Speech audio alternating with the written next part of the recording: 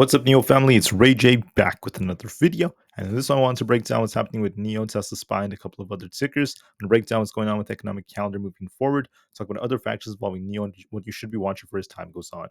But just note that I am not a financial planner, so take nothing I say as financial advice. And also, if you guys can, please check out the Weeble link. If you deposit any amounts of money, you're guaranteed 12 free stocks. If you deposit $500, you're guaranteed 20. If you deposit $25,000 more, you're guaranteed 75. This offer ends very, very soon, in just about 4 weeks from now. Anyways, now let's talk about the market. So looking at NIO, we're doing a great job so far at holding above our key supports. We held $7 very, very nicely. We actually bounced off that, and we're still outperforming many of the other stocks out there. So we're doing a good job. We have this imbalance to fill above. I think NIO may attempt to get closer to 7.5 by tomorrow, but the question is, how on earth are we going to react? That's why I want to talk more about this in just a few minutes. Let's first talk about some news. So for tomorrow, we have basically initial jobless claims about an hour before the market opens. Then 15 minutes after market open, we have the S&P Global Composite PMI. And then at 10 o'clock a.m. Eastern Standard Time, we have the ISM services data. So look for some volatility when the data comes out. The services data is going to be giving us insights on employment, new orders, prices, and beyond. This may lead to more and more shifts, so I'll be watching this very, very carefully. Besides that, we have a couple of bill auctions and nothing else that's too crazy, at least from that point on. But that's what I'm seeing, at least in terms of this data. 10 o'clock a.m. is when we're going to be looking for some high volatility tomorrow. Besides that, I also want to mention that the market is greedy. Greed is making up the majority of sentiment. We're seeing greed making up the majority of momentum as we're seeing buyers still holding up the markets.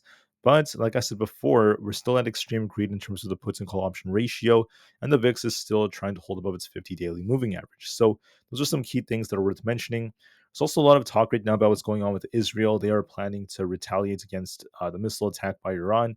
Once again, that's not the start of how all of this kind of unfolded. This goes back, a very, very long time. But I just want to say that the situation remains very tense, and that's not the best for oil and the markets. So far, it's not affecting the market as much unless we get some new news about another move. So we're waiting to see if that ends up being the case. President Joe Biden did speak about this.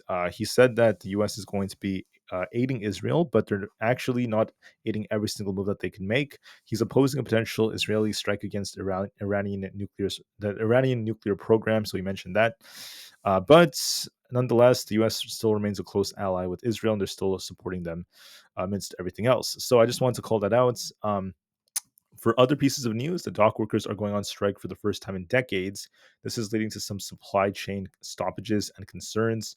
We'll see if this is used as another catalyst to once again continue to hurt the markets. We will see if that ends up being the case. I'm still going to wait for that. As far as NIO goes, I didn't see any other major pieces of news. Don't forget, they still beat on deliveries, doing 21,000 deliveries for the month of September, a 35.4% growth year over year, which is not bad whatsoever. So with the growth that came for NIO and as well as they did, I just want to make it very clear that the effect of this strong deliveries report is still in the process of affecting NIO, and this is still going to continue to help NIO outperform the market. JP Morgan and Morgan Stanley both gave them overweight ratings. Bank of America Securities is neutral on NIO. Price risk ratio is going up as NIO is building strength, and volume remains high at 135 million. But I do see volume slowing a little bit. So what do I see from this point on? I think we're on a strong uptrend for NIO, and this could be forming kind of like a cup and handle like structure. So I think that tomorrow there's going to be an attempt to push up to 7.5. If we break that, we could be pushing higher for like 7.8. If you reject off 7.5, we're looking for a dip. Lose 6.73, we turn back down, but my gut is telling me this is going to go for 7.5, and we'll see what it does after that. It might just be a range bound between 7 and 7.5 for now. That's what I think is going to likely continue to happen. So look for a push for 7.5 and some consolidation as the most likely move. But overall, still there is potential in this. As far as SPY goes, this was very tricky. Lots of choppy price action, some drops and pops. But I'm starting to think that this is going to attempt to test 570. Our 0.786 fib level happens to be around 572. So we either go to 570, if not 572. But then I do think there's going to be a rejection coming very soon. I think we might be establishing a lower high compared to these highs somewhere around 570, if not 572. This should try to top. And then there should be a rejection like move coming very soon to retest these lows. I don't think the downtrend is done quite yet. So I think, once again, we could be pushing for 570, if not 572, and then we're going to be looking for some kind of rejection off these very, very key levels. So be very patient. We'll see how things end up developing. We will see if we get that rejection between 570 and 572 and where this thing ends up popping towards. But I still believe that despite some potential upside that could be coming, there's going to be a risk risk of this getting a rejection very soon by Friday. And we still have these imbalances to fill into the lower 560s. So that's what's the most likely move. On ES, it's the same thing essentially. We have resistance around 57.74. If that breaks, we're looking for basically 57.80. So we could be pushing for 57.74 to 57.80. And we'll see if we get a rejection or not. But this does have potential to push a little bit higher into the 57.80 area. Might try to push a little higher before we get that rejection. So I still favor that we will eventually come down to fill this gap, take us down to 56.30. May take a week or two to get there, but for the time being, this may attempt to pump higher, and we'll see if we get the rejection off the ISM services data. That's going to be very, very key for us. If you look at Nvidia, we're attempting to rebound a bit. I still think we could get closer to this imbalance fill. We could technically get up to about 122, but then we'll be watching to see if we get a rejection and a move back down. I think we might attempt to push for 122, and then if we get a rejection near that, we could be retracing back down to 118, if not 116.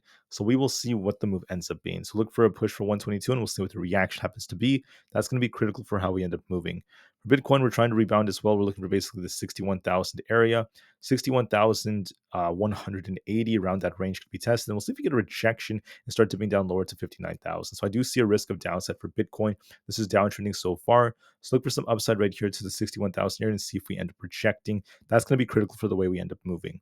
Further factors out there, we have Tesla. Tesla's looking a little weak. We're barely holding this 248 area. We're barely holding on to it. So I think we might dip a little bit lower to retest 244 before this thing tries to base. It's going to base very, very soon before it tries to rebound. Tomorrow morning, look for a pop towards 250, then a rejection. Maybe another dip to 244. I still think Tesla's at risk of dipping lower. I don't think that we're done quite yet. We could temporarily dip, but then I think that there's going to be a big upside move coming later on as we get closer to the robotaxi event, if not after it. But for the time being, Tesla's looking a little bit weak here, might come a little bit lower towards that 244 target. For NQ, we're looking like we're trying to rebound. We're going to be looking at this resistance at 20,100, if not 20,200, somewhere in this range. I think this is going to top. So look for an attempt to go higher for 20,100, if not 20,200. And then we should most likely get a rejection off one of these levels very, very shortly. And then we could continue to dip to this imbalance into the 19,900 area. For the QQQ, we have resistance at 484. We also have resistance over here around this 486.5 area. We could attempt to rebound towards that before getting a rejection and move back down. We have this gap to fill down below, so we could be retesting 480 before we start to dip. So that's going to be very, very critical for the way things end up moving. For Aapl has 227.5 as our resistance, not to mention 228. I think we could be pushing for the 228s before we see a rejection and move back down. So watch to see if that ends up being the case. If 224.68 breaks, we're looking for a bigger dip to fill this gap. So we'll see how things end up going. Look for a rebound to the 228s and see if we get a rejection. There's a bearish divergence forming here. So this could lead to a little pop and drop like move for that gap fill. So it looks very probable to me. For other factors out there, we also have the IWM. The IWM Russell 2000 is on a bit of a downtrend right here. We have this resistance to watch for at 218. It is possibly pushing for the 218, if not 220 area. So look for some upside that's coming, but I don't know if we're going to be breaking 222. I think we might come a little bit short of that. So 220 could come. And we'll be looking for a rejection back down towards our 200 EMA around 215, not to mention this gap fill around 212. So look for a little bit of a pop and drop. That's going to be the most likely move in my personal opinion. For Amazon's looking a little bit weaker. So it tried to pop up, but only to dip back down. We could attempt to slowly make our way up to about 187, and we'll see if we get a rejection off that level to start dipping back down to about 182. So look for a little bit of a pop and drop on Amazon as well. For Meta, we look a little bit more bearish here. We're going to be watching to see if 570 holds tomorrow. If it holds, we could rebound. If not, we're at risk of dipping all the way down to about 566. For Microsoft, we're on a bit of a downtrend right here. If we continue to fall, we're looking for this imbalance down here around this 414 area. We also have resistance at 420. If 420 does not break, we're likely dipping down to 414. For Google, we look a little bit more weak. We could continue to fall towards 166. If that fails us, we're looking for basically 165 and 164. I think we're testing 166 tomorrow. We'll see if we bounce off that or not, but there is a risk of downside looking at this chart. With that being said, that's it for my analysis about all the stocks out there. As far as NIO goes, I have it right here. This will likely attempt to push tomorrow for that 7.5 area. Look for a little bit more upside, and we'll see if we get some kind of rejection or not, and just remain range bound between 7 and 7.5. That's the most likely case in my opinion. With that being said, I appreciate you guys so much for listening, so please have a great day, and I'll see you guys very soon on the next one. Thanks again, and peace out.